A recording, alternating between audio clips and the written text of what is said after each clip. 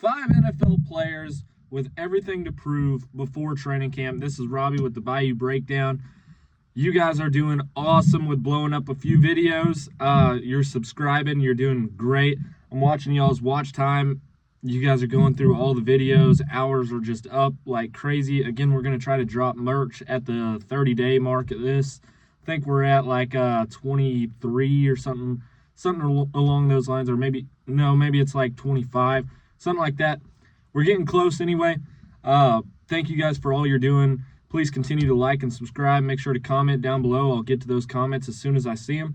But anyway, 5 players with everything to prove before training camp. Let's get into it.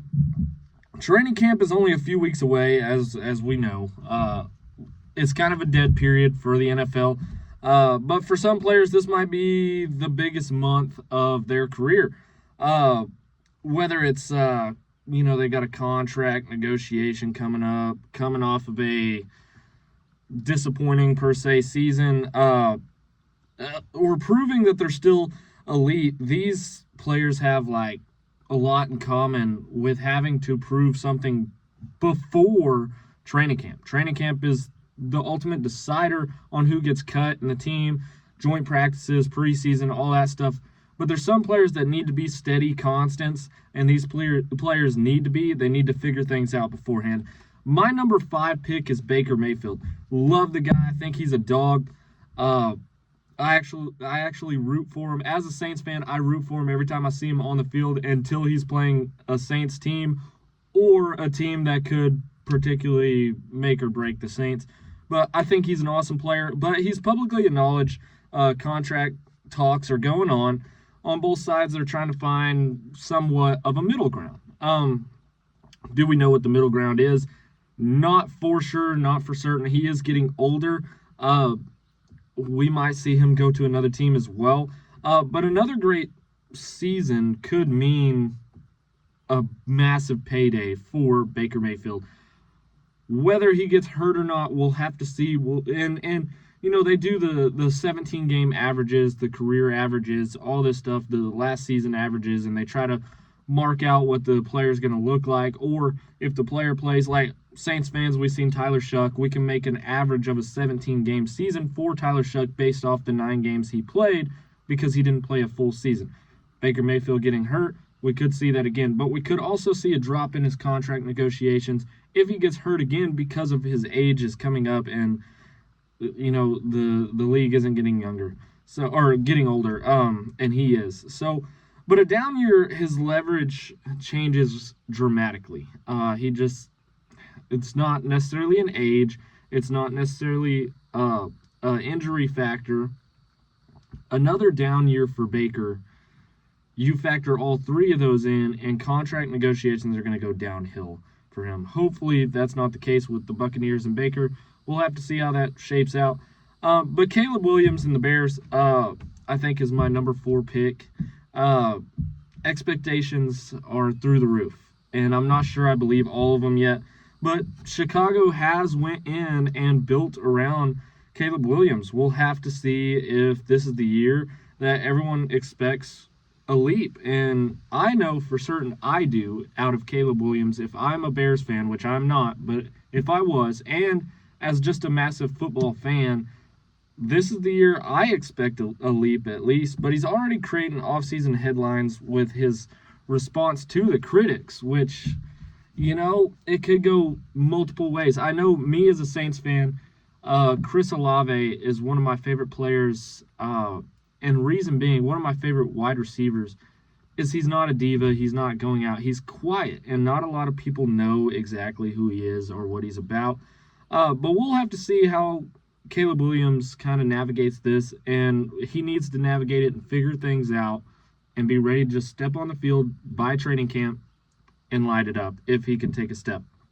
My number 3 pick, Brandon Ayuk. His social media has really become a talking point if you guys follow him. But trade rumors continue to pop up for Brandon Ayuk. I think he's a good player.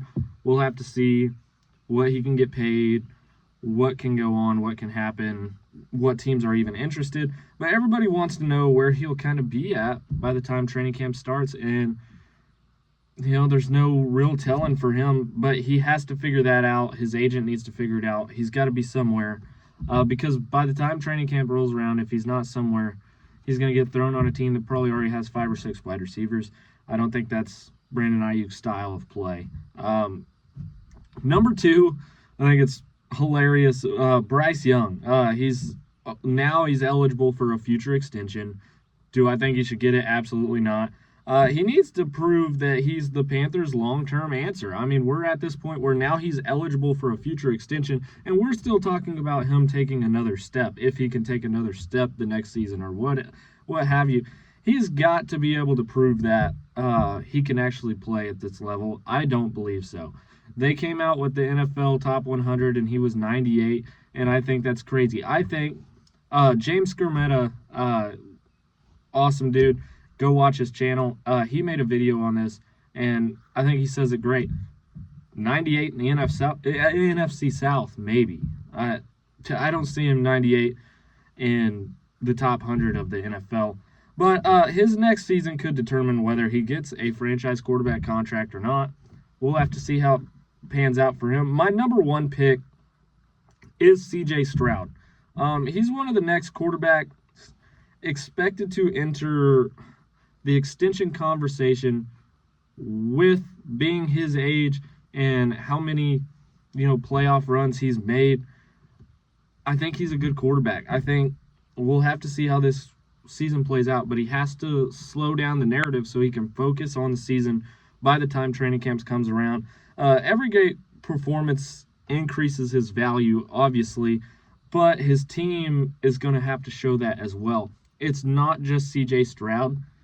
If he plays lights out, but his team goes, 9 wins, 7 wins, 8 wins, 6 wins, I don't think you can say C.J. Stroud really carried that. But his eventual contract could reshape the whole quarterback market for the NFL. So we'll just have to see how this year plays out. But I think he's my massive number 1 on who's got to figure things out, who's got to get it set in stone, who's got to really slow down the narratives by training camp so that way they're ready to just focus on the season and perform and prove in the 2026 season. Who's under the most pressure going into training camp? I want to know what you guys think. Did I leave somebody off? Let me know, because somebody's football future player, high pick, whatever you have, is somebody that's going to be a star or potentially a devastation on a team. I want to know what you guys think, where you guys think some of these players are at in their conversations, what they got to prove, what they need to prove, why they need to figure things out by training camp. Let me know in the comments below. I'll get to them as soon as I see them. This is the Bayou Breakdown again. Thank you guys for watching. This is Robbie. Peace out.